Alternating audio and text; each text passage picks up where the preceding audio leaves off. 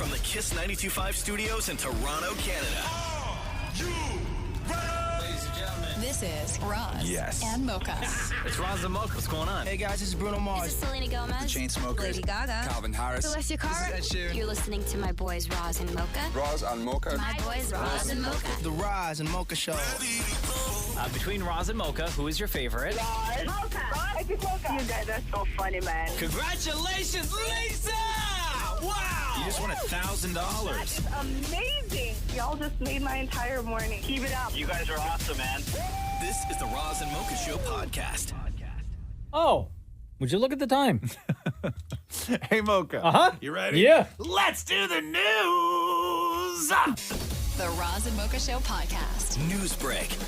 The spotlight will once again be on Anthony Bass and that whole controversy at Rogers Center tonight and over the weekend. So it was announced that Anthony will be catching the ceremonial first pitch on Pride weekend. Leslie Lee Kam, a prominent awareness activist, will be throwing out the first pitch. This, of course, after Anthony Bass posted or reposted a video on his socials with somebody talking about boycotting Target and Bud Light and all of that. And he said that it aligned with his beliefs at the time, and then he deleted it, and then he undeleted it and reposted it again, and then deleted it again. But he is throwing out the first pitch. He is catching the ceremonial first pitch. So here is Anthony Bass. My focus should have been from the get-go just doing my job and being acceptful of everyone's decisions and views in life. And through this process, I've learned that. And moving forward, I will definitely know better than to, post my personal beliefs on my social media platforms. So far, so good. And he went through all sorts of sensitivity training, as people do in these situations. However, I felt like the video reflected my beliefs. And I took it down because I didn't want it to be a distraction. I didn't want it to obviously hurt anyone. Baseball is for everyone. I said that last week, and I stand by it, and I mean it. So, Dammit Maury throwing out the ceremonial first pitch, as we know, on Saturday night. Maury, have you been in contact with them? Have they asked your opinion on whether you would be accepting of Anthony Bass catching for you? They have not.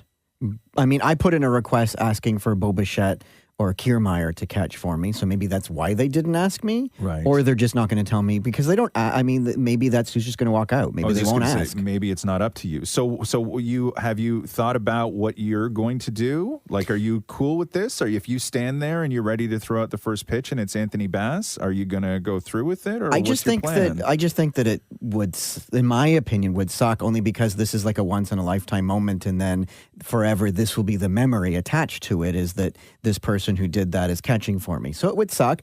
I thought that if he was doing it, do I place the ball down and walk away? Or do I ask him to move and just throw it at the wall? Or ask my dad to catch? So there are things in my head like, what if he does it? Or do I just do it and, enjoy my moment and make it, special for me? Does it make it less special if he catches? A little bit. Yeah. A little bit, just because it's taking away what the day is all about. Right. So you have not yet decided what you're going to do, is what you're saying? No, I'm weighing out my options. Okay, and your options are to just go through with it, or to put the ball down and walk away, or throw it at the wall. Like, just wait. I mean, I think option 3 is going to happen regardless of what your beliefs are. You just turn around and throw in the outfield. In the moment. Truly, throw it at Bo Bichette at second base. Yeah. So you haven't decided yet, though. I haven't, and I just feel that it's disappointing because this is a moment that's for Pride. I'm doing the first pitch, and if he's catching, everyone's going to be watching him and not me. Right. Not that I'm making it about me. Right. I don't know. Let's go back and count how many times you said me and I in this whole conversation. But if he says he has sort of changed and come around, but he did. But he said it's still his beliefs, and so it's. I don't know what to. It would have been better if he just look, I can't control what people think. Yeah. That's what you want to believe, but maybe just not put that on social media and just, keep your beliefs in your head. This was Pride Month and you shared something that upset people. Yeah. I just think it's a bad idea all around to even have him involved in any way in these ceremonies. And I said that too, going, why not just give him the day off? To me, that doesn't make a whole lot of sense, but, slap the rainbow flag on anything and it's A-okay. Right? Yeah. Will he wear the Pride jersey they're giving out? Who knows? Jeez, that's going to be a whole other thing. Are they giving a Pride jersey? It's a Blue Jays jersey with a Pride cape. With a cape? It's a pride flag cape. Hold on, the Jays got to wear a cape this whole weekend? Are they wearing I don't know if capes? they are, but that's what they're giving out to the fans. A cape? So it's like it's a jersey? It's a pride cape. Wow. Yo, if the Blue Jays aren't wearing capes this weekend, I'd be very disappointed. They're running around those Come on. Yeah. Like, do you want, what is, okay, so Maury, let me ask you this question, okay, for pride, right? If everybody did have to wear a cape, what is sort of more gay or what is more in line with pride? If it was a short cape, like mid-back, or a long cape down to the floor? Mid-back. Mid-back. Of course, a little tiny little wave. Like a little tiny cape. Oh, I was going to say a long one, all the way down to the floor. What, and cover your, like, you know? I hope to God Anthony Bass is wearing a tiny little pride cape. They should make him do that. And he should be the only one. Dude, you got to wear the cape. The entire weekend. The whole weekend. Even when he's doing press. Even all of it. As long as you're in the uniform, Yeah, the cape's got to be on.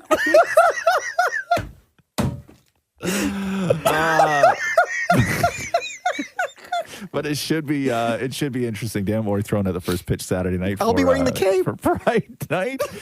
The Roz and Mocha Show podcast. I don't know how this happened, but apparently, is it Kelis or Kelis, the singer, the milkshake? Kelis. Apparently, Kelis is dating Bill Murray. What? I don't know how that happened.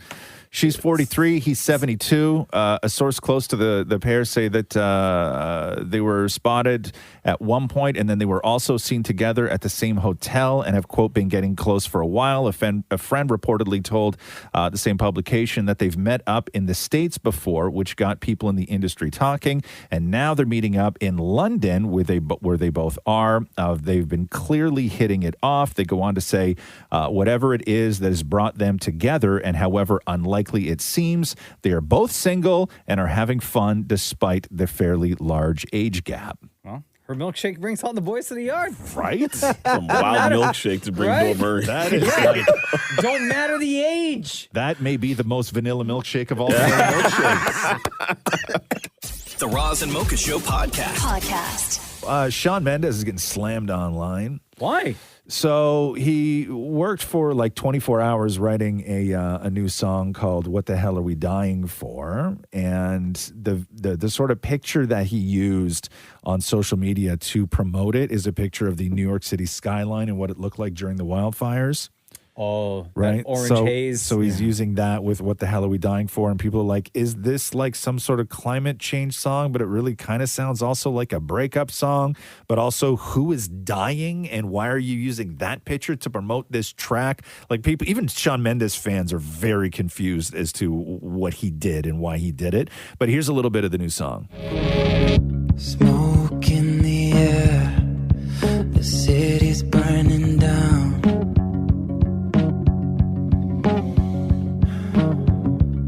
I wanna speak, but I don't make a sound. Yo, I'm kind of digging the production on this, though. Locked in my mind, you're all I think about.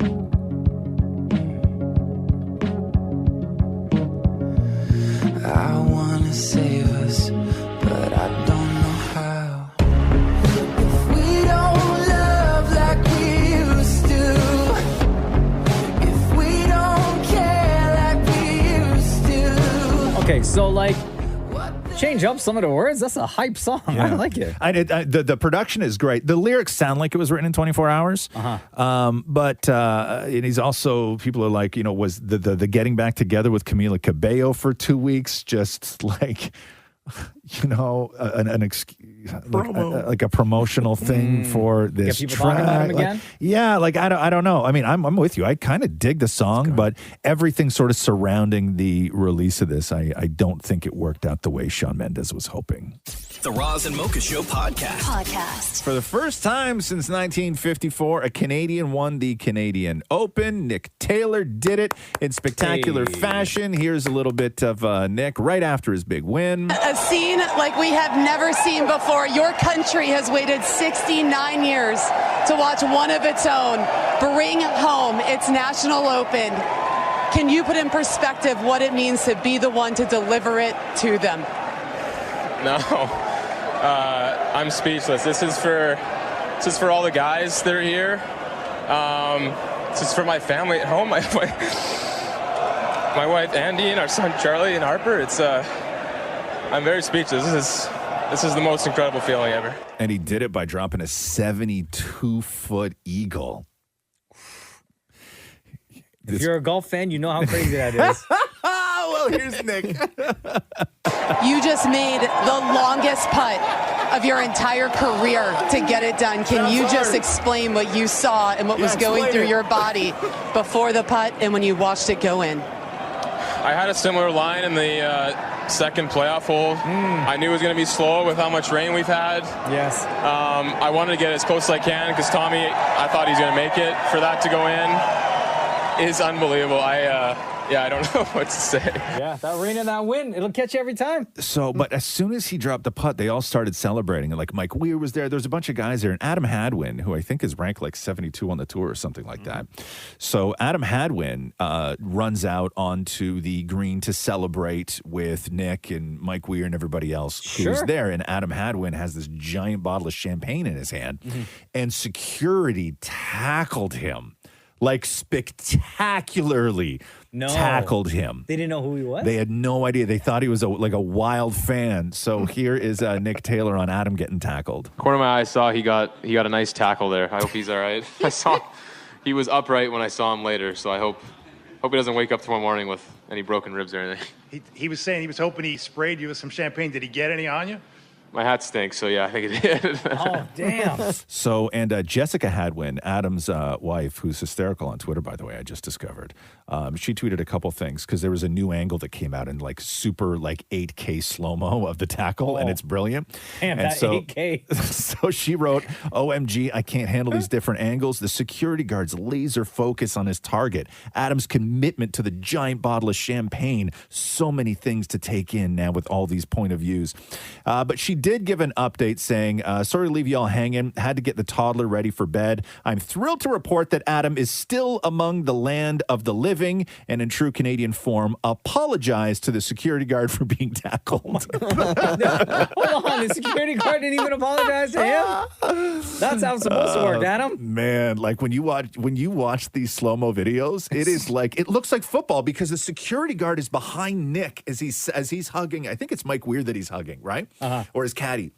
And so he's like, the security guard comes running behind, like he's bypassing the defensive line to get to the quarterback. And it's just insane. And champagne is spraying off everywhere. Like, it's incredible. It's such a good video. Oh, shoot. Yeah. That security, he did his job, though. Yes, he did. He did his God, job. you would feel bad, though, huh? Being that big security time. guard, you know, like. Hey, how come pro golfers don't have their names on their back? Because he wasn't playing it. Like he was just there. Like he wasn't in the final. Like he wasn't. No. Like. And I think their caddies have their name on the back. Yes. Yeah. Yeah. The Roz and Mocha Show podcast. Nicki Minaj has shared a snippet of Barbie World with Ice Spice for the new Barbie movie. Here's that. Stop playing with him, Riot. And I'm bad like the Barbie. I'm a doll, but I still wanna party. Pink felt like I'm ready to bend. I'm a 10, so I pull in a 10. Like Jazzy, Stacy, Nikki. All of the Barbies is pretty. Damn. All of the Barbies is bad. It girls, and we ain't playing tag.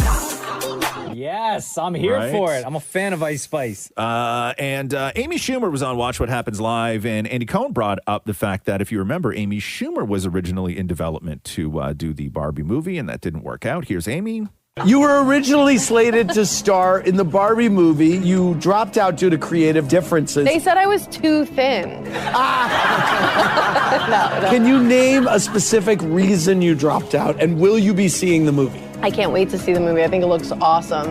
Yeah, it really was just like creative differences, but there's like a new team behind it, and it looks like it's like very feminist and cool, so I will be seeing that movie. Was it that it didn't feel feminist and cool when you were involved in it? It was a little, yes. Yeah. Right. Oh, wow. So, because if you remember, I think the original treatment that she said, it revolved around a shoe. And I remember Amy wasn't happy about that. Like it really like. Oh, it wasn't her idea. It was like the studio's idea? I think that there was, I think that she had a script and then it went to them and then they put it through a round of rewrites and what came back, Amy just wasn't happy with it all. I don't know. Anyway. Was it about a shoe? I think that was what I read, that was the sort of And it just so breaking happens point it was of Amy's it. shoe, Mara? Yeah. Was it going to be in the movie?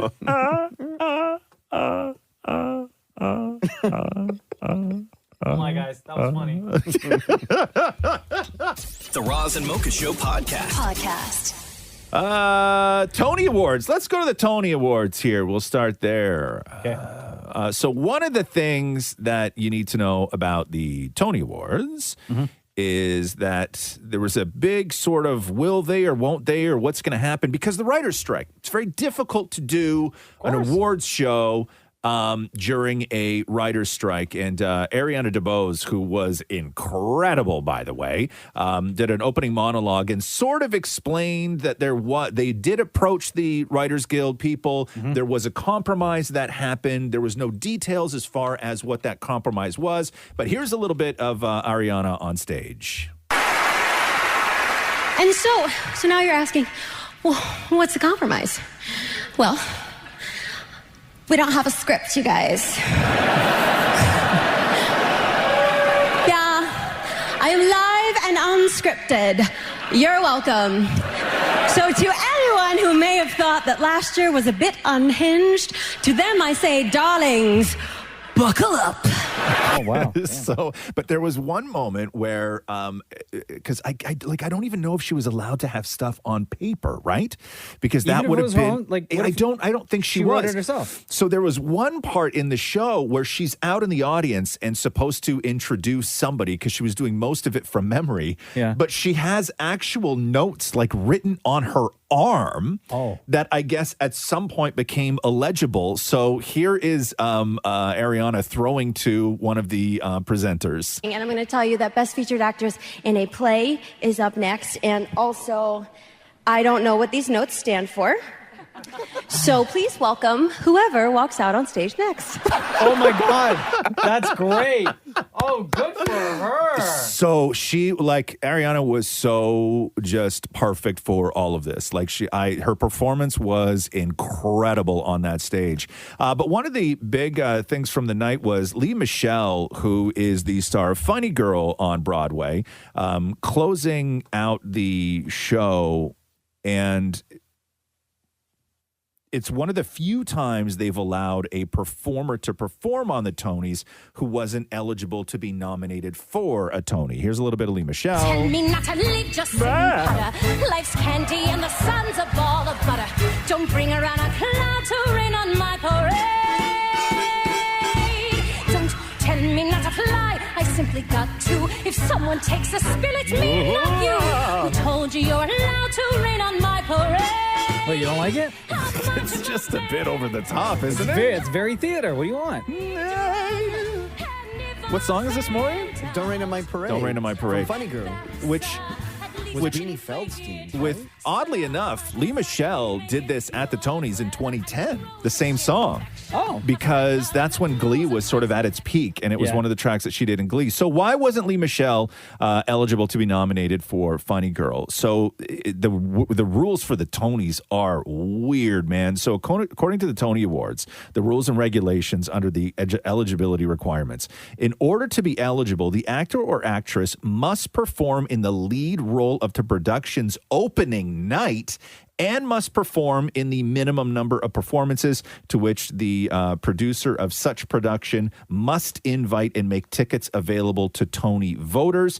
If you remember, Beanie Feldstein was the original one cast in the role as in Funny Girl, and then the show was at risk of being shut down because of bad reviews and horrible ticket sales. So then they fired Beanie and they brought in Lea Michele, and now the show is a thriving success on Broadway. So she's ineligible to win. And they've only one time, it was like back in I don't even know what it was, like the 70s, I think, where they ever nominated somebody who took over a role for another actor on Broadway, which I had no idea that was even like. Nah, they should allow it. right? It's for a performance. I don't think these rules make any sense. If you're nominated as a performer, how long you've been on stage doesn't matter. We're awarding you for a great performance. But I guess what it means is that like you can't nominate the 9 people who have starred in Les Mis. Why not? Right? Because it just doesn't work that way. Who's Tony? How do I call him? I don't know. It's just this is your thing, man. You're the Tony's I don't expert. agree with this. Yeah, it's crazy. It's crazy. So that's why Lee Michelle was not. Was don't not rain on my nominated. parade. Tell me not to leave, just life's candy and the sun's a ball of butter. Don't bring around a cloud to rain on my parade.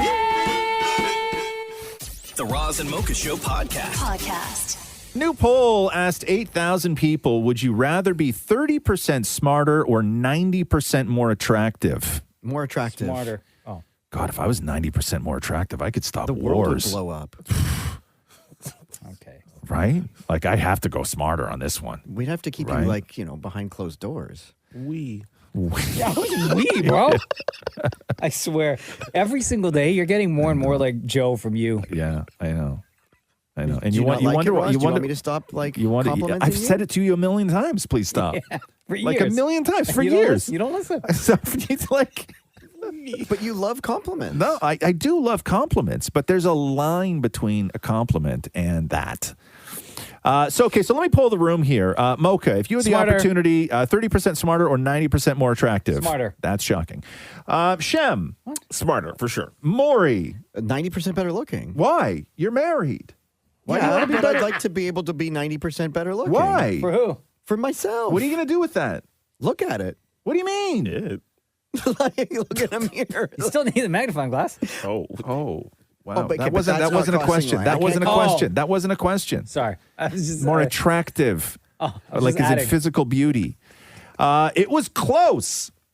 53% of people, they said that they would rather be 90% more attractive. 46% of people chose 30% smarter. Did you think it was going to be that close? But it's like looks fade. Like that intelligence you could use for the rest of your, like, I guess, unless I know, you but when start you're to lose when it you're or whatever. 90% better looking, you don't need smarts, right? Right. Well, I tell you, if you became 90%, like the world just gets easier when you're better looking, right? Like Tell us all it just is. It just is. That's like the you want it, like that's the greatest privilege of all. It doesn't matter what part of the world you're from, what your background is, what your race is. The attractive people are the top of the tops in every part of this world. Attractiveness is the number one privilege. Bro, all you talk about, Maury, is you. I know, but look at Roscoe. It's so great to Gorgeous. be gorgeous. Where did you get that? Like, I don't know who you think, like, who He I doesn't am. listen. You don't listen at all. Like, you don't. Well, I need to be 20% smarter. First of all, it's supposed to be 30. Oh, my God. The Roz and Mocha Show podcast. Apparently, Netflix cracking down on password sharing is a huge success. Netflix started enforcing it on May 23rd, and over the past 6 days after that, they averaged 73,000 new signups per day, including nearly 100,000 on May 26th and 27th. I thought you were going to say it was a huge fail. No, from May 25th to the 28th, they had the most new signups since 2019, which is when everybody signed up because of the pandemic and everybody was staying at home, right? So, yes, a lot of people did ditch Netflix, but what they're saying is that the more people who got busted for password sharing completely outweighs with new subscribers than the people who said that they were, in fact, leaving Netflix. The Roz and Mocha Show podcast.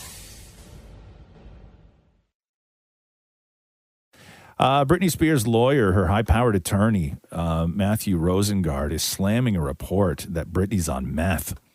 What? So he says this, the Daily Mail, the writer was Daphne Barrick, posted a story yesterday, this is the lawyer saying, containing numerous false and defamatory fabrications concerning my client Britney Spears that are attributed to Kevin Federline and his children in particular regarding crystal meth. So in this article, they said that it was Kevin Federline and the kids who were concerned that Britney was on meth. And then Kevin Federline came out with his own statement saying, "It saddens our family that Daphne Barrick decided to fabricate lies and publish the heartache our family has endured, along with the trauma of our minor children." Then Britney released her own statement, but it was weird because Britney comes out to slam the report, but Britney's not mad, or she's not slamming that the report is false. Britney completely bought into the fact that K-Fed was the one that told them this. Oh, gosh. So Britney's statement is, the fact that people are claiming things that are not true is so sad. This may not even be them saying such things because it doesn't make any sense for them to be saying that. It makes me sad because I tried so hard to make things nice for you and it was never good enough. You guys go behind my back and talk about me. It breaks my heart and the news is so low. Hopefully it is just the news being hateful, and Kevin nor Preston, her son, said any of those things. So immediately her head went to, they actually said it. So when she released her statement was based on the fact that how could you say this stuff as opposed to the whole thing is fabricated. Yeah. Like, what kind of relationship do they all have where that's where her head goes? And nobody briefed her on this? No, apparently not. Poor girl. I know. So that's The Roz and Mocha Show podcast. Denver Nuggets win their first NBA Yeah, championship ever. baby. Three-pointer won't go. Rebound Caldwell Pope. They're not going to foul. The Heat will let it play out. It's over. At last, the long wait is over. After 47 years, the Denver Nuggets can finally call themselves NBA champions. You guys remember at the beginning of the season when I called it? I said Denver was going to go all the way and win. Shockingly, though, Denver missed 20 of the first 23 three-point attempts and then 7 of their final 13 free throws, yet somehow managed to win it all. We still did it. Here is NBA Commissioner Adam Silver announcing the 2023 NBA Finals MVP. No surprise here. This is the first Finals MVP trophy that we're giving out since Bill Russell's passing, and he'd be incredibly pleased. It's another center. This year's Bill Russell Finals MVP goes to Nikola Jokic.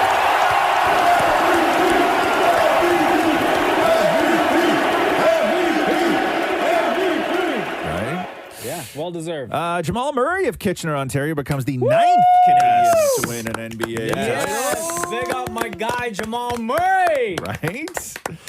Well, I can claim him. I used to live in Kitchener. Okay, I know. And in Raptors news, Fred VanVleet has reportedly chosen to hit the open market and cash in on another big contract somewhere else. Really? VanVleet was set to make $22.8 million in the final year of his 4-year deal for $85 million with the Raptors, which was the biggest contract ever signed by an undrafted player in NBA history. He opted out, declining his final year player option, so he will be a free man as of July. Oh, Federico. Shem, what do you think?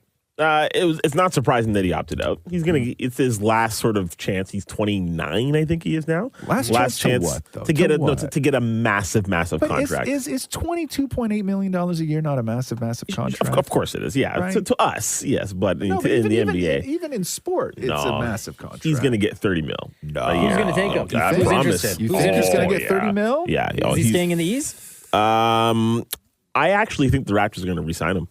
Really? I know that sounds crazy. I think they're going to re-sign him. I don't think so. I think he's going to the Avalanche. The Avalanche play hockey. Oh. But that's okay.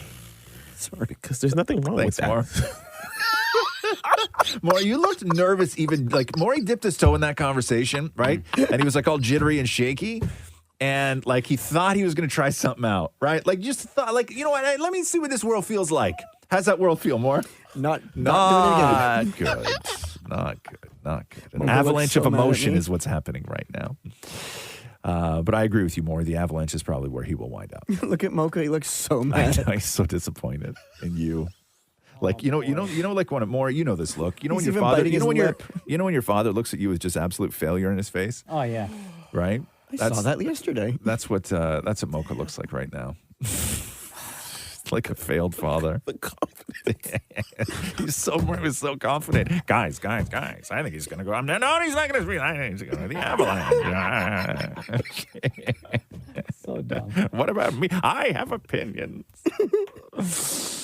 The Roz and Mocha Show podcast. Oh, so I don't know if you saw this. The USGA, the people who are running golf, they took Adam Hadwin's locker when he showed back up on the tour, I guess. And then inside the locker was like a note being like, hey, we're glad you're back. And just want you to know that we care about your safety. And in his locker was like a high-vis vest and a hard hat. Oh, no. 'Cause he was the guy that got tackled.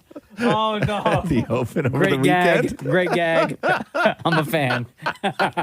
That was kind of cool. The Roz and Mocha Show podcast. Pedro Pascal is doing an interview with, who was he talking to? It was like another actor, wasn't it? Yes, the guy from that Netflix show that you Ozark. loved. No. I don't remember. Too who Hot he was to Handle. talking- No. Never Stephen have I Yen. ever. Oh, from Beef. Yeah, from Beef.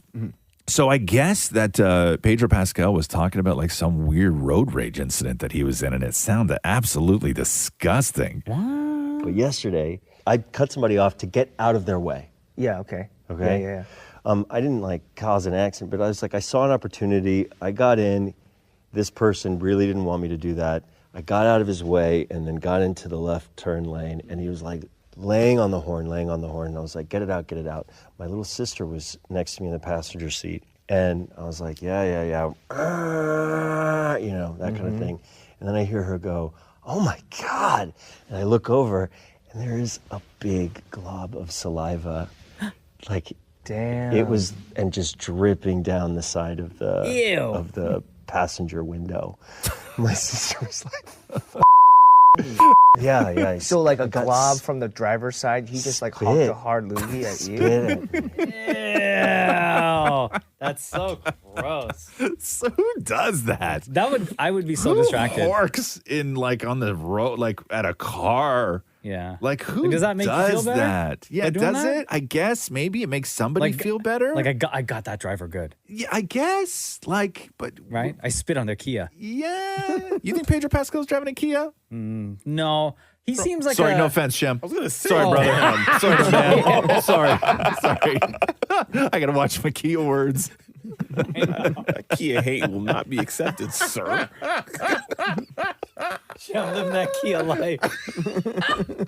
Why you look so disgusting? The Roz and Mocha Show podcast. Oh, you got to read this review from GQ talking about The Idol. Jesus. So they go really hard on the last 10 minutes of episode 2 with the quote unquote sex scene, where it's apparently supposed to be so good that this is like the kind of sex that Jocelyn's going to throw her entire career away for. Jocelyn is the main character? character, yes. Okay. So Is here's that what here's Lily Rose Depp's character? Yes. Okay. So here's what she says. This reporter says in GQ, it's hard to imagine anything as unsexy as what we're told to believe is the most radical, boundary-pushing TV sex ever. At the Cannes Film Festival premiere, Sam Levinson, who co-wrote the series with The Weeknd, said, quote, sometimes things that might be revolutionary are taken too far. This was in response to allegations of the show just being gratuitous male gaze torture porn. That he doesn't see the irony in that statement, given that the dialogue and choreography feel like they're plucked from the brains of a horned-up teenager who just found out they could Google boobs, is perhaps one of the biggest self-owns in history. She goes on to say, Levinson and The Weeknd are simply just two children in a trench coat. To them, sex is as follows. A woman gets so turned on because a man exists, then something messy and weird happens in the middle, which they don't show, and then finally, when it's over, she lets them know that that was the best time she's ever had. What? The article that I read on page 6 was quite the opposite. And the reaction on Twitter. However, HBO is hitting back against some of the reports that the ratings are way down. So initially they had said that it was 913,000 people who tuned in to episode 1, 800,000 in episode 2. But the way HBO does stuff is it's a cumulative, right? Streaming and time delays and everything else. So they're now saying 3.6 million across all platforms for episode 1, which isn't bad. That outpaced the viewership for Euphoria's episode 1 in 2019 and White Lotus in 2021. So Show me the proof. I don't know. I mean, you know, it's their pull a number out of the air. It's their numbers. Why? What were you reading about? The people loved it? I hated it. Oh, hated it. This woman hated it. Yeah, what Roz read, she hated it. She hated it. She liked it. No, she says the worst sex scene in history. She hated it. No, on page 6, they were quoting like people on Twitter. Yeah. They were going in on the weekend. We talked about this yesterday, right? Yeah. Like the perception of the weekend has completely changed. Yeah, it's crazy. God, it's so wild. Are you going to watch episode 3?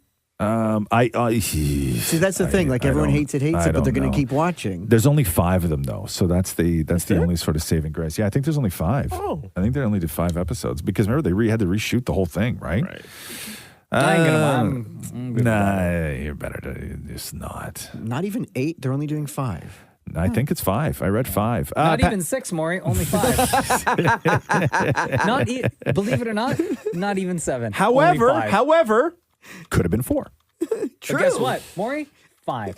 The Roz and Mocha Show podcast. End of an era. 79-year-old Pat Sajack is retiring from Wheel of Fortune. He says, well, the time has come. I've decided that our 41st season, which begins in September, will be my last. It's been a wonderful ride, and I'll have more to say in the coming months. Many thanks to you all. If nothing else, I'll keep the clickbait sites busy. The weird thing is that Pat Sajack is 71, and I guess he's staying 76. Sorry. And he's staying on for 3 years as a consultant? What do you mean? What in the hell is there to consult on Wheel of Fortune? That just means he doesn't want to leave. He still wants that paycheck. What? Why? Yeah, what do you consult? Why? It's the easiest job in the world. Like, I'm going to show you how to spin his wheel. Pat Sajak has the easiest job in show business. I think we looked this up one time because I remember years ago. Remember years ago when I was talking to the Vic DeBona people about America's Funniest Home Videos? Yeah. Right? And they gave me the schedule of that show because I thought I was going to have to leave my whole life if I was going to go host America's Funniest Home Videos. And the guy on the phone was like, bruh, it's one Sunday a month. Yeah. And I was like enough episodes. Yeah. And I was like, one Sunday? You wouldn't even have to I wouldn't even have to tell anybody until it started to air. Yeah, how was your weekend? Good. What'd you do? Nothing. Nothing. Don't watch TV in the fall. Meanwhile, you filmed 5 episodes. Yes. AFV. Right. Well, The Price is Right. They film 2 a day. Yeah, but no, this is like Google Maury right now. How many days a year does Pat Sajak work? You got it, Shem? Yeah. So Pat and Vanna White, they hung it up for 4 days a month, every other Thursday and Friday to film 6 And you want to be a consultant for that? 4 days a month. That's a great job. The Roz and Mocha Show podcast. The sex experts at lovehoney.com recently conducted a survey asking men and women what professions they consider to be the most sexually attractive. Like, what are the most sexy professions? HR. Yeah. Publicist. Yeah. Right, HR. My answer is HR. Yeah, okay. Your answer better be photographer. Absolutely. So here, according to the women, the sexiest professions that they find in men: firefighter. I know a hot firefighter. Builder. Like Build-A-Bear? Like the guy who runs the machine? No, construction. Oh, construction. I got you. Police officer, doctor, mechanic, paramedic, musician, electrician, farmer, and lawyer. Now, for the men, fellas, you came through. Here are the professions / fetishes that you guys all found to be the sexiest. Flight attendant, nurse. Yeah. These are all fantasies. Secretary, teacher, actor, police officer, doctor, bartender. You ready for this, Shem? Talk to me. Maid. Okay, these are like, this is not what jobs. These are like, what sexy Halloween costumes do you find the most attractive? Well, same with the men. Firefighter. That sounds like Shem's browser. There was one profession that was the bottom of both lists. One profession that was at the bottom of both lists for the men and women as the least sexiest profession. Okay, go. Judge. Not in the browser history, hey, Sean? The Roz and Mocha Show podcast. Donald Trump will appear in a federal courthouse in Miami this afternoon for an unprecedented and historic court appearance as the first former president to face federal charges in U.S. history. Trump is expected to be taken into custody and placed under arrest by U.S. Marshals and arraigned at 3 p.m. Before a magistrate judge. He's expected to plead not guilty to all the charges. Special counsel Jack Smith charged Trump in a 37-count indictment last week, alleging that Trump mishandled classified documents brought down to Mar-a-Lago, his resort, and engaged in a conspiracy to obstruct justice. That's where all this is coming from. So 37 counts. He'll be photographed, mugshot, printed, all the tings. Tried to be slick by keeping all that paperwork in his bathroom. Yep. Right? Not where you keep the important stuff. But the crazy thing is that he's still allowed to run. Like, you can be doing time, like hard time, and you're still allowed to run. Like, there's no law against that you So can't. he could be an inmate at a prison? You can still and run. still be the president. Joe Exotic is running for president, isn't he? Oh, yeah. yes. Yeah. Like Not be president, run for president. Yeah, nobody cares. Nobody cares. The Roz and Mocha Show podcast. There is a new fastest typer in the world. He is a 16-year-old named Mythical Rocket. Okay. He just broke the world record for typing. So I didn't even know this was a thing, but there's a whole speed typing community out there. And he was turned on to a website called Monkey Type.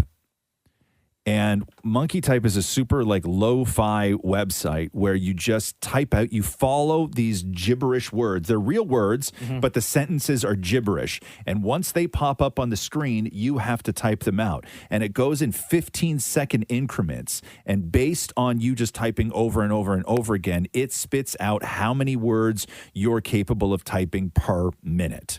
Oh, okay? Okay. So I'm on the website now. Yes. Okay. So the previous, I'll give you some examples here of what would be considered a decent amount of words, right? The average typing speed is 40 words a minute. Uh-huh. However, if you're someone who's great, working around computers, this is your jam, have great skills, 60 to 70 words per minute.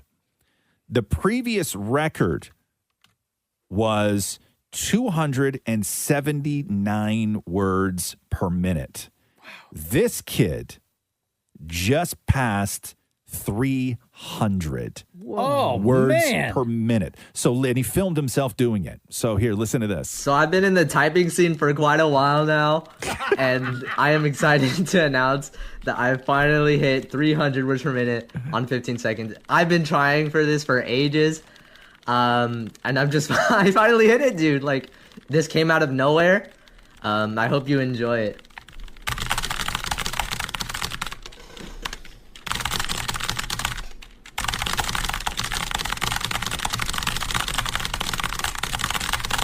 Man, that doesn't even sound real.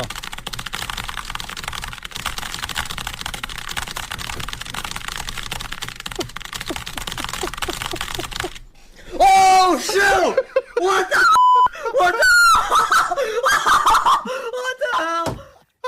That legit just sounds like you were just pressing a bunch of keys, but he obviously... But when you watch, so what happens is that the words show up on the screen and you have to look at the screen and type these words out. And it shows you when you get a letter wrong. I'm on it right? now. It's difficult. It shows you when you get words right, when you get a letter wrong, and that's how it builds how many words a minute you could type. So right now on their website, Monkey Type, right? Yes. If you want to practice, yes, the sentence that they give you that you have to now type out is program large how would only in but how down people up long very most seem tell open in with new fine nation real be good face public so word how nation can small with then fact interest down to out the begin last can off should all face wood high. Right. you're supposed to type all those. Yes. And when you watch this guy do it, those screens are flying by. Damn. Like, it's incredible. 300 words a minute. You got to watch one of the videos.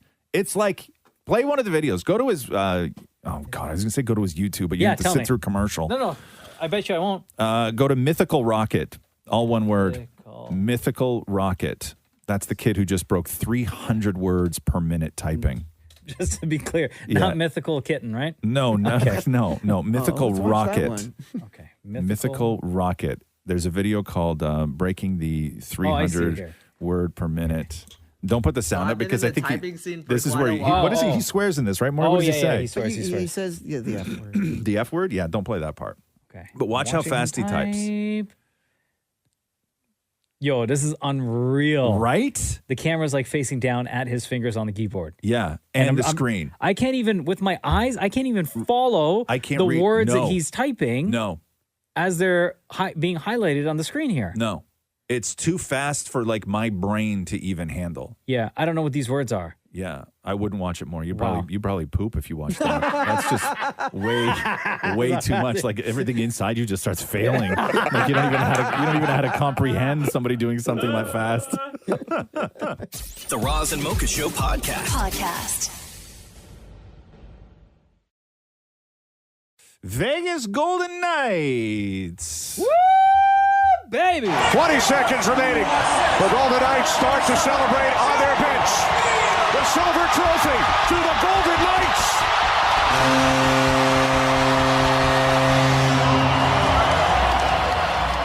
Oh, yeah. 9-3. What I say at the beginning of the season. Yeah.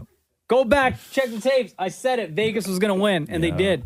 Pulling through. Yeah, I got you. Oh, my God. Yeah, I got you. I got 9-3, though. My goodness. Phil Kessel becoming a 3-time Stanley Cup champion. Man, they rode this guy so hard when he was in Toronto. Do you remember when they did the All-Star game that year in Vegas where they had two captains and then they had to pick their teams and Phil Kessel was picked last? Like people dogged that guy so hard. Now Phil Kessel, a 3-time Stanley Cup champion. People still can't let him win, though. If you look up Phil Kessel on Twitter, bro, I know. Talk about how he only played 2 games in the series. No, but I mean, he was a big part of getting them there, though. Like, you can't deny that. Phil Kessel was a big part of getting them there. They were like, I know. I was sitting in the press box, just sucking back glizzies, eating hot dogs. There's all these Photoshop pictures of Phil Kessel with hot dogs. Yeah, I saw there was a montage of 3 different pictures of Phil Kessel holding the cup up over his head from his 3 wins, and the caption was, "Well, we at least know that he's worked out 3 times." I don't know. I saw. He's the best, though, man. Kessel's the best. What a guy. The Hockey News on Twitter had a quote from Phil Kessel, and I couldn't find a video of this. But this quote's going around everywhere, and I don't know if it's actually true or not. But allegedly, Phil Kessel said, "Takes me back to my Toronto days. You guys said I couldn't win, and now I'm a 3-time champ. Remember that." Yeah. But Vegas is a wild place to win a Stanley Cup. I mean, it's a wild place anyway. But here's Phil Kessel after the game. How do you plan to celebrate tonight? With the boys. Obviously, it's going to be a fun night, and try not to throw up. All right, good luck with that, and congratulations. Thank you. Just try not to throw up, Phil.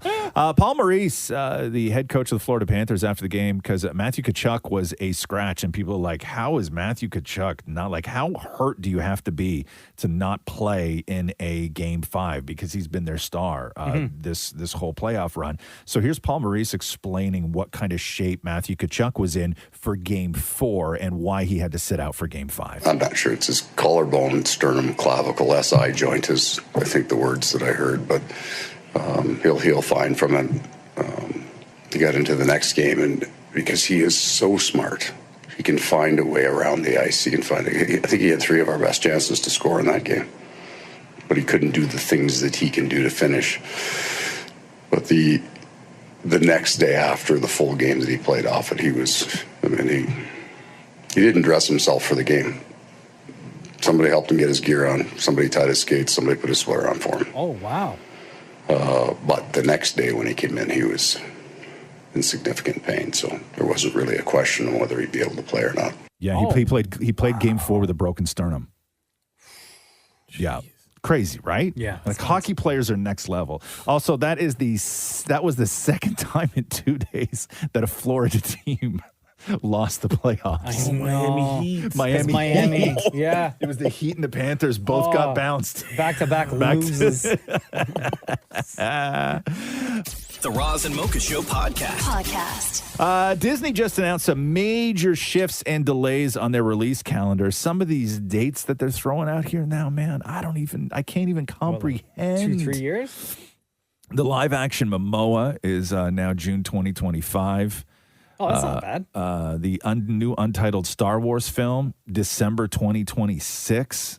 Oh, no. Oh, my goodness. Where will we be? Avatar 3, 2025. Avatar 4, 2029. Avatar 5, 2031. Man, I'll lose interest by then. I already lost interest. I didn't watch the latest one. I tried. Roxy woke me up 6 times during it. I was so The bored. new Avatar? It's The not new bad. Avatar, it's so boring. I care about no character in that entire franchise. I have no attachment to anyone. I don't care about anything that's going on. So go enjoy your Right? 2031. But you weren't fascinated how they stuck the tail in the monster to fly? No. Never have been. Is that how it works? Never have been. You stick it in and it gives you electricity. Over on the Marvel side of things. Shut up, Over on the Marvel side of things, Captain America Brave New World is moving up to May 3rd, 2024. Thunderbolts. Oh, that's great. Yeah.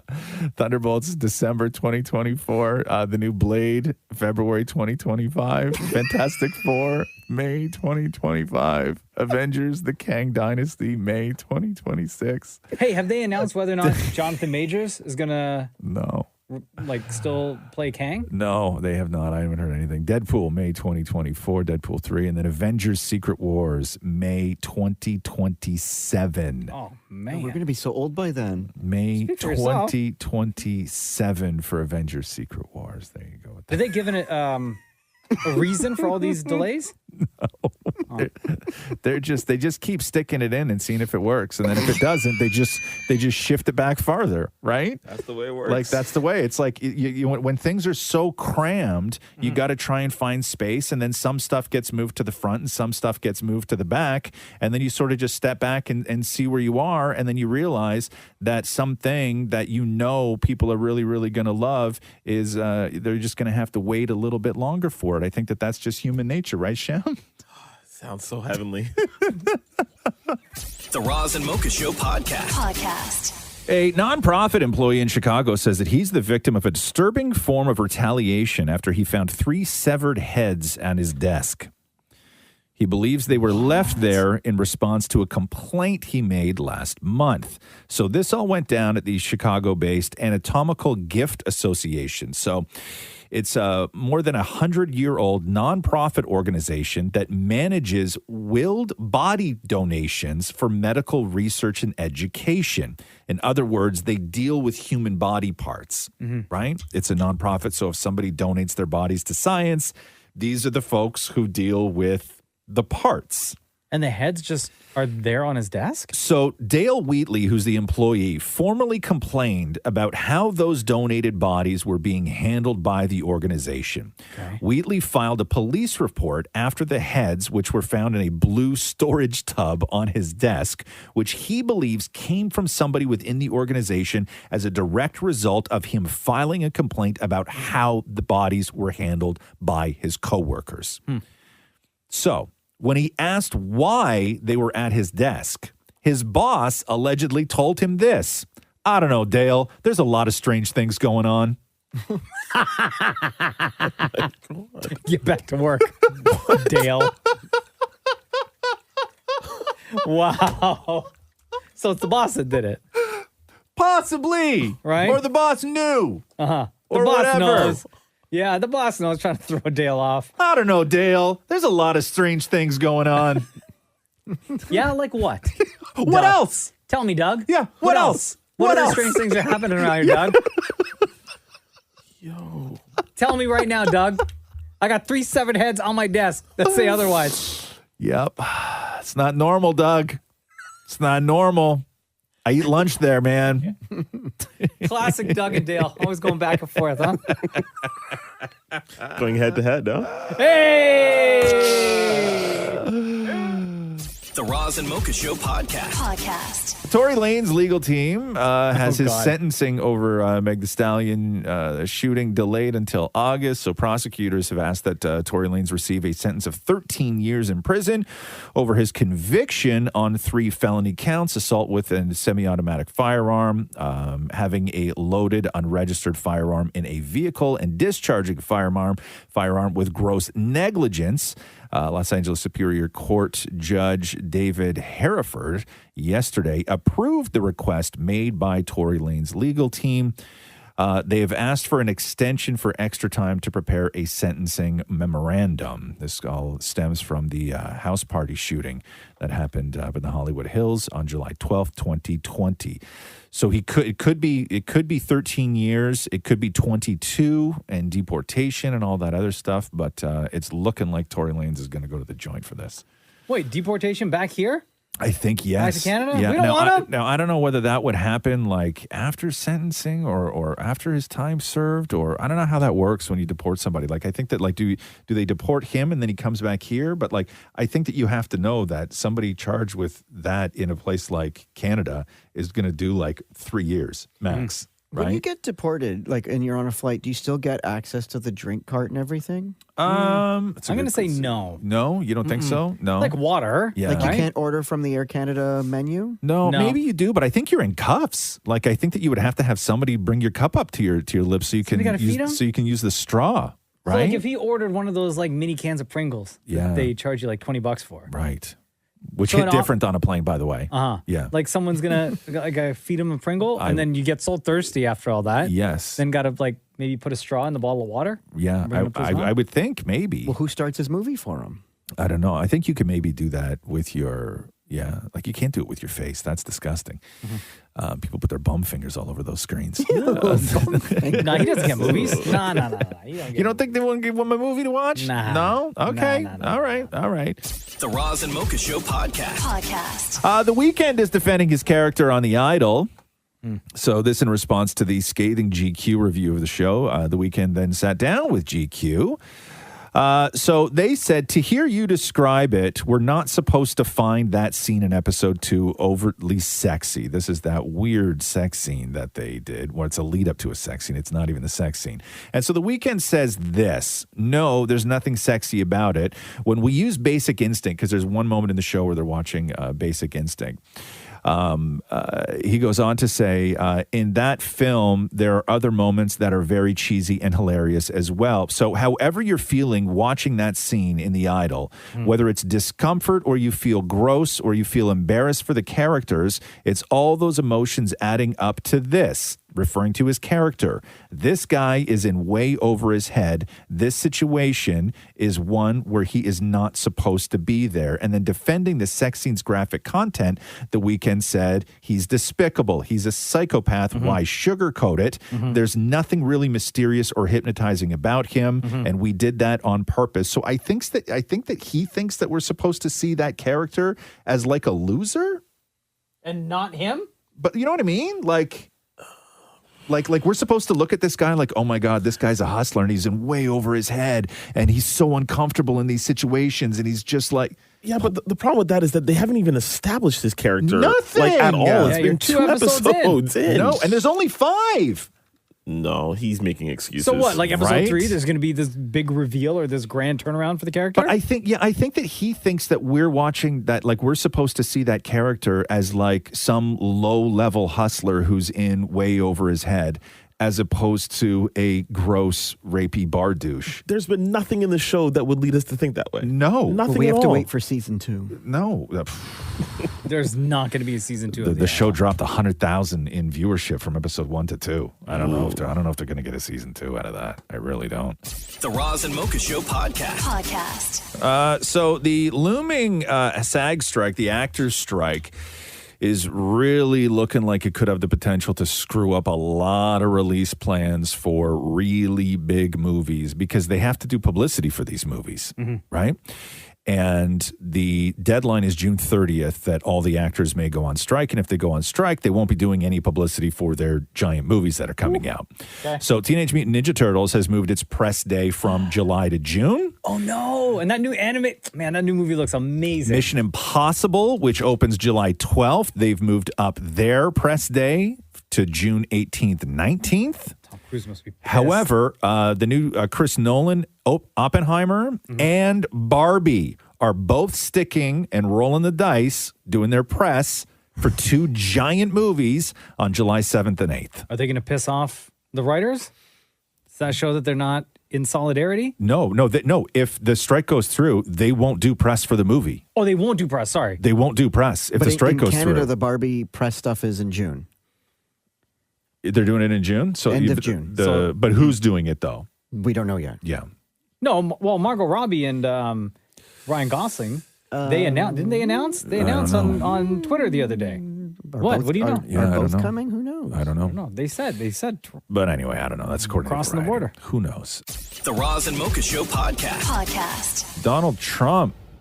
Man, oh man.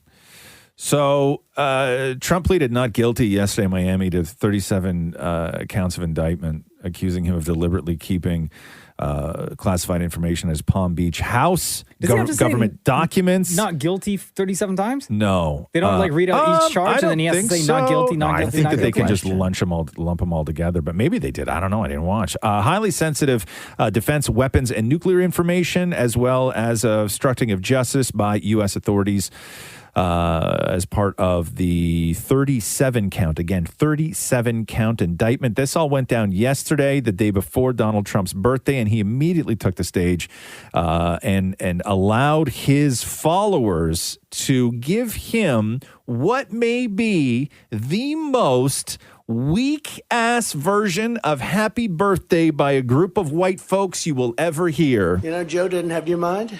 Have a drink. It's a little bit cooler than it was, but it's pretty hot out here. Thank you. Happy birthday. Happy birthday. Great birthday. Happy birthday. Great birthday. Nice birthday, isn't it? Oh, no.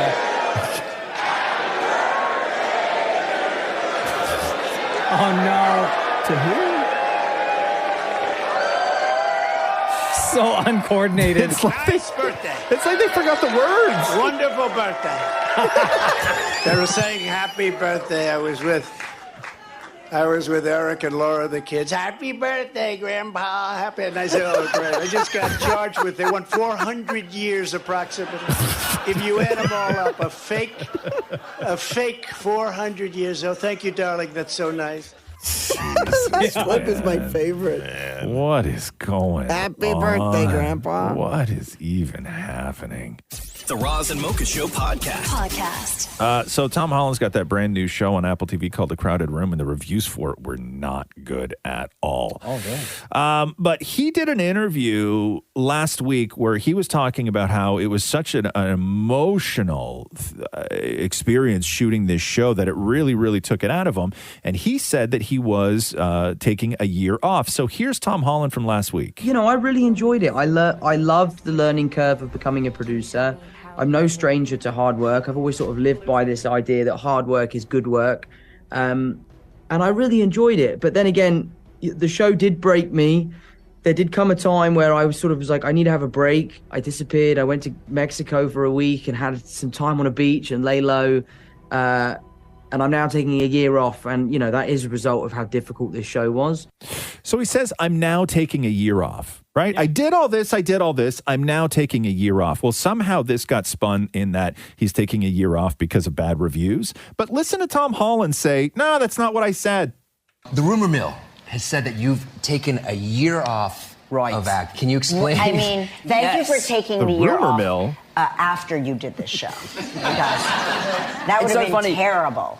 Obviously, The Crowded Room came out. We didn't have very favorable reviews. So the press story was that I have taken this year off because of the reviews. But I'm 8 months into my year off. I've been chilling at home in London. You've been going to Grand Prix. Going to Grand Prix, playing golf. But what I will like to say is I would like to say a massive thank you to my fans and the people that have seen the show, because we're at a 94% on Rotten Tomatoes. So, yeah. But he literally said, and now I'm taking a year off. And that was from last week. Yeah. The rumor mill. The rumor mill. You started it. Tom? It's your rumor. So go away for a year, bro. I mean, don't get me wrong. I'm not trying to force the man to take the year off that he promised he was going to. But do what I you're don't about to care say. that much. Say what you mean what you say. See you in 8 months. Wow. The Roz and Mocha Show podcast. Lady Gaga fans are very upset at Lady Gaga for doing an ad for migraine medication and partnering with Pfizer. Really? Calling her a sellout. So she posted this on social media. Here, you can play the commercial and then we'll come back and I'll tell you why people are pissed. I know what it's like to perform through pain. If you're like me, one of the millions suffering from pain caused by migraine, Nurtec ODT may help. It's the only medication that can treat a migraine when it strikes and prevent migraine attacks. Treat and prevent all in one. Don't take if allergic to Nurtec. Allergic reactions can occur even days after using. Most common side effects were nausea, indigestion, and stomach pain. We're in this together. Talk to a doctor about Nurtec ODT. So why are people And then she goes through and like there's all the side effects and everything else. So she was always like, I'm not into this for the money kind of person, right? So people are saying, quote, girl, what the hell happened that you're like this and care about money? What? And nothing else anymore. And then some fans have sort of linked their attacks on Gaga to Pride Month, saying it's Pride Month and you've posted 2 different ads, because she did another one for makeup, but don't have the time to say anything about the terrifying campaign against trans rights. Somebody else wrote, this is so heartbreaking and disheartening. Not a single post about pride and the attack on our trans brothers and sisters and suffering. No fan interaction, no music.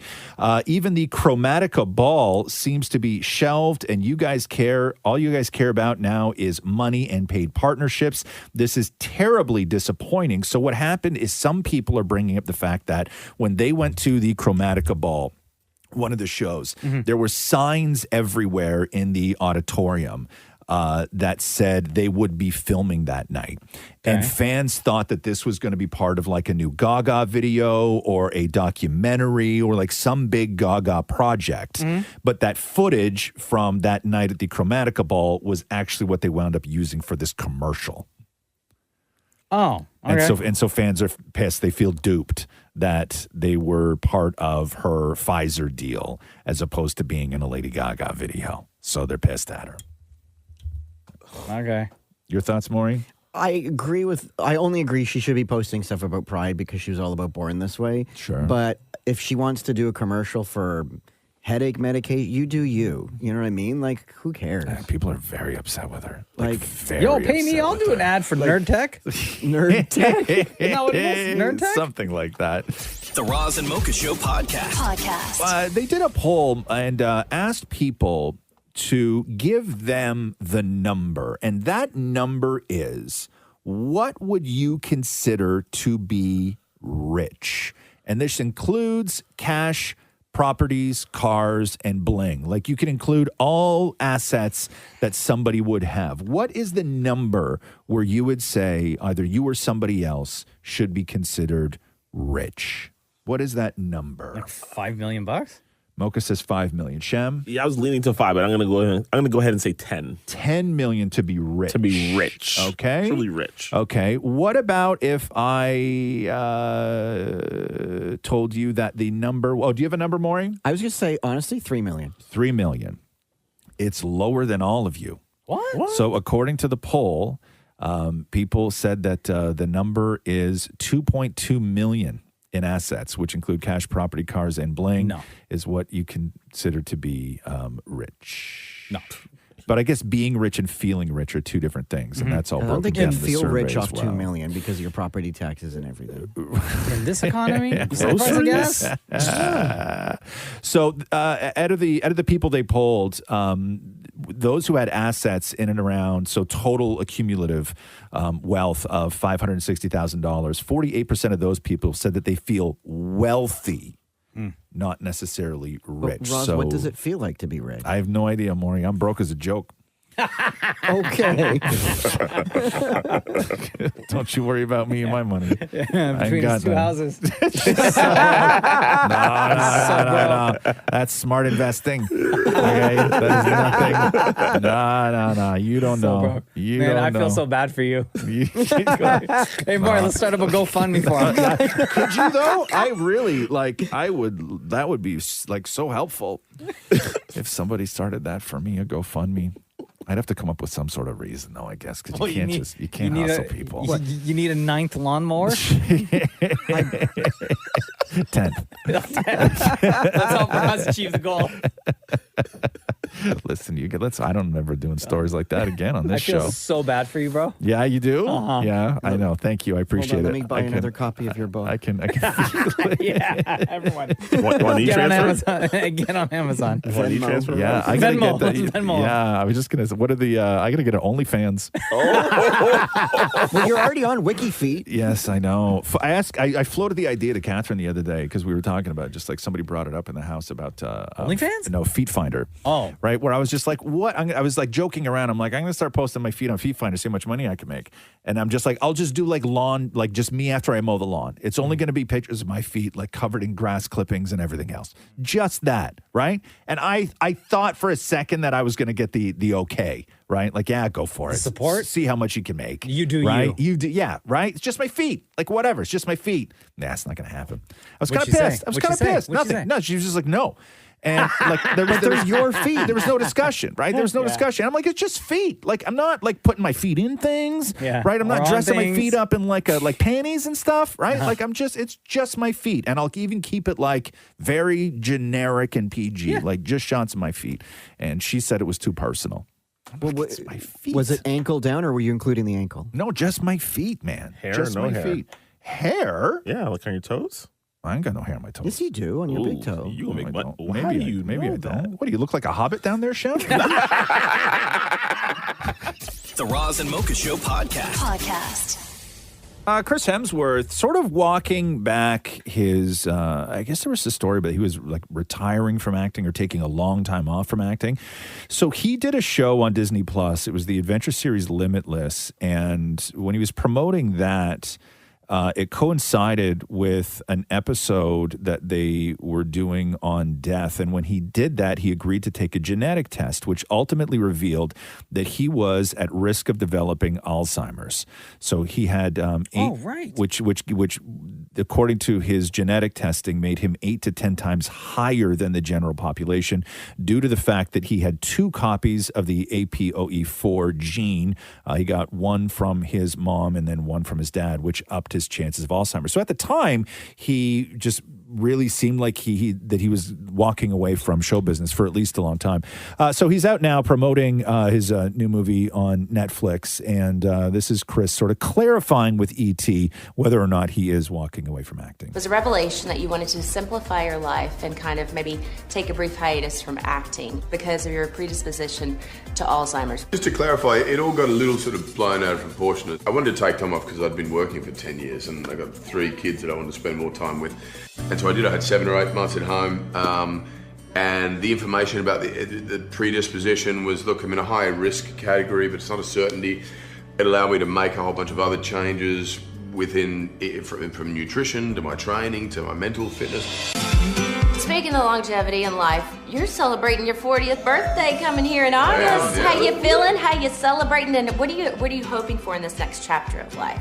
So to be able to travel, make great, tell great stories, have my family with me, and just continue enjoying life, Extraction 2 is what he was promoting. Did you see the first Extraction? You didn't? No, is it's it good? kind of cool. It was kind of good. It was a good action film. Awesome. Okay. Yeah. It was really good. Okay. Yeah, you should check it out. It's just like lots of I don't know, Extractions? No, it's Guns. lots of guns. Right. Lot of action. A lot of action. Takes place in the jungle, like in South America and stuff like that. Okay. And they got to go in and get a guy or get a thing or get a whatever. I don't even know anymore. I can't remember. But it was good. He's really good in it. I don't know what they have to extract. I don't know. But it was great. Yeah, it was The great. way they did it. I really enjoyed it.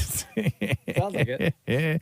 The Roz and Mocha Show podcast. Kevin Costner's estranged wife, Christine, remains at their $145 million California compound and is refusing to leave following the divorce. So she was spotted. Staying on the Dutton Ranch? So she was spotted at the house yesterday.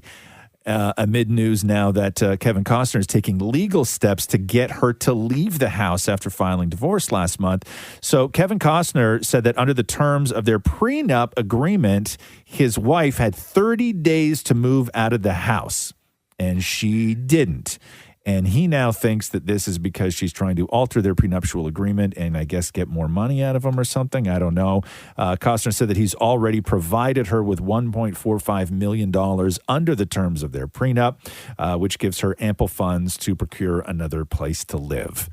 So where does he stay then? I think he's still there too. He's still I in don't the know. house? Like he comes home every day and he sees her and he's like, bro, the house. You're still here? You would have to go looking. Well, unless he's in the guest house. You would have to go looking. Like, the house is incredible. It's a $145 million house. So it's not like oh, okay, yeah. So it's not just one front door. No, no, Right? no. It's like 10 front doors. I think he probably just found out she hadn't left. Are you still here? What? I thought you left already. Yeah. It was- Yeah. You signed the paperwork. Yeah, because it takes a month to find somebody in that place. That's how long it takes. Like he tried to get into the bathroom and it was locked. It's like, who's in there? What's going on? Yeah. Yeah. She's like, I'm just doing my hair. Yeah. 10 more minutes, I promise. Yeah, he went on Netflix and he was like, I never started watching this show. Yeah, would you like to continue? Well, yeah. No. Who's What? That's an awful way to find out somebody's still living in your house, huh? Through Netflix? Netflix? Oh, that would scare you. Yeah. The Roz and Mocha Show podcast. The National Music Publishers Association has sued Twitter. They did this yesterday, alleging that it violates the copyright of songwriters by using their music on the platform. Twitter is one of the only major social media platforms that doesn't pay for music rights to the holders that it licenses out to work for. So YouTube, yes. Facebook, yes. Snap, yes. TikTok, yes. Music's a big part of TikTok. They all have agreements collectively with the music publishers. So what they say is that they are looking for up to $150,000 for every piece of work infringed. Oh no. So after years of So after years of fighting with platform over their fair use, music rights holders have settled their disputes with several of the largest tech companies to give you a sense of what they paid, okay? Yeah. Or what Twitter could be looking at if they have to pay. So Alphabet, which is YouTube, they paid $6 billion last year to the music industry over the course of 12 months. Facebook, who owns Meta, who owns Facebook, paid hundreds of millions of dollars a year that allows customers to post music videos on Facebook. And Twitter pays nothing. Wow. That's actually really shocking. Nothing. They pay no music rights whatsoever. So I don't know what's going to happen, but that is a lot. Are you just not going to be allowed to post? They may just, Anything? But that hurts the platform, though, right? Like they may, I don't know what their lawyers are going to do with this, but I don't know how you get around it. I don't know. I don't know what the sort of legality is behind this, but I had no idea that Twitter didn't pay. Yeah. Like none at all. Why do you think Elon Musk so rich? But this was before Elon. They never paid. That's crazy to me. But yeah, they're looking at for $150,000 for every single piece of infringed music on Twitter. Go through Twitter's history. Their new slogan, Twitter, I don't pay for music. Yeah, exactly. Damn. Yeah, that's Elon.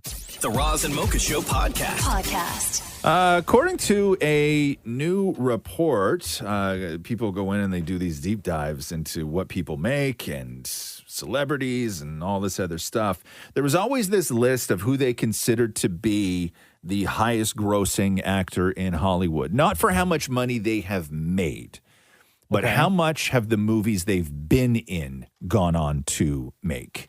Like, who is the individual who has been a part of the movies that have made collectively the most out of any actor's body of work? right? I have one name in mind. Who's that? Tom Cruise. No. I have another name in mind. Yes. Dwayne The Rock Johnson. No. Denzel Washington. No. Will Smith. No. Sam Jackson. Sam Jackson. So Sam Jackson was a long time the number one. Oh. Star Yes. Wars and Marvel. And Marvel. Yeah. Right? Wow. And he did a couple like M. Night movies, and he's Yes. done a lot of stuff, movies, yeah. right? M. Night Like Sam Jackson was up there. I didn't check the resume. So Sam Jackson slipped to third on Oh. the list. Sam Jackson slipped to third. So Samuel L. Jackson, 43 films, grossing $14.36 billion. Woo! At number 2. Obviously, you know it's going to be somebody who's attached to a giant franchise. Robert Downey Jr. Yes. Right? At Iron number Man. 2 is Robert Downey Jr. And also he's got a whole giant body of work, 43 films, $14.39 billion. There is a new number 1 whose body of work is only 33 films. Harrison Apparently Ford? Incorrect. Not Harrison Ford. It's going to be something with Marvel. And I don't know like how they got to this number, but the total is $14.52 billion. Billion. Is it Captain America? No, it's Scarlett Johansson. What? Yeah. Wow. But I don't know what else she's been in though. Like I don't know. Like she did Ghost in the Shell, but did that make money? But she was in pretty much Jungle Yeah, she's Black Book? Widow, but she's been in like all the Marvel. But so has Sam Jackson, and so has movies. Robert Downey Jr., right? So that's a push. So it's like, what else has she done? I don't know. But anyway, apparently she's number 1. Good for her. I guess. Yeah, it's a lot of money. The Roz and Mocha Show podcast. Oh, do you have that Kim K clip there? Yes. Okay, so what would About, you like, what makes say? Yes, what would you say is Kim Kardashian's biggest turn on? Because she revealed it in a recent episode. Like of abs? the show. It could be abs. Shem, what do you say would be Kim Kardashian's biggest turn on? I was going to say athletes. Specific trait or sense of humor, characteristic. Oh, good Okay, one, good okay. one, Damn good it, Mocha. You say what? Kim Kardashian. What makes her honey? What would you say? Kissing up on the neck. There you go. Mocha, please play the clip and have it be revealed. Number 1, protect me. Number 2, fight for me. Number 3, good hygiene. I mean, that's like a given. I think I should even take that off. Number 4, calm. 5, no mom or dad issues. 6, patient. 7, supportive. Genuinely happy for me. Successful.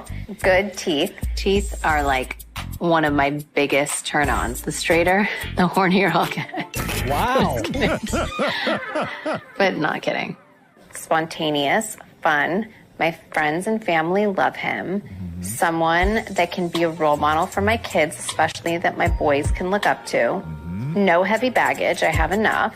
Taller than me, someone that loves to work out, a motivated person, an independent person that's not clingy, and someone with good taste. No balding. No balding.